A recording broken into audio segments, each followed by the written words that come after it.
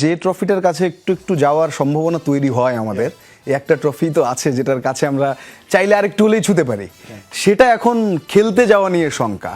Mail জটিলতা কোনো একটা দেশে বিশ্বকাপ খেলতে যাওয়া নিয়ে এর আগে বাংলাদেশ বা বিসিবি এভাবে পড়েনি, তো এবার সেটা হলো। এ কারণে অনেক কিছুই, যেমন সাধারণ ক্রিকেট ভক্ত হিসেবে অনেকে হয়তো এক্সপেক্ট করেছিল বিসিবি যে মেইলটা দেবে বা দিয়েছে যে আমরা ভারতে যেতে পারছি না যেহেতু সিকিউরিটি কনসার্ন, তো আমাদের ম্যাচগুলো সরিয়ে নেন।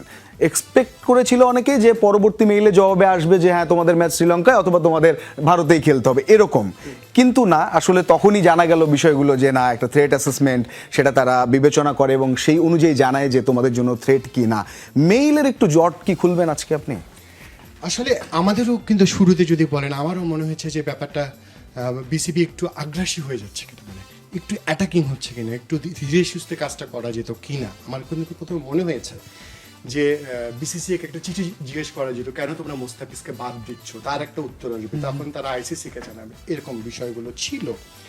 যখন আসিম নজরুল ক্রীড়া উপদেষ্টা দাবি করলেন যে আইসিসি থেকে এরকম একটা চিঠি এসছে যেখানে আসলে মোস্তাফিজের থ্রেটে কথা বলা হয়েছে, বাংলাদেশের দর্শকরা জার্সি পরে যদি ঘোরাফেরা করে সেখানে শঙ্কা আছে, বাংলাদেশের নির্বাচন নিয়ে শঙ্কা আছে, অনেকে আবার এটা নিয়ে হাসি তামাশা করছিল। আদৌ কি এরকম চিঠি এসছে?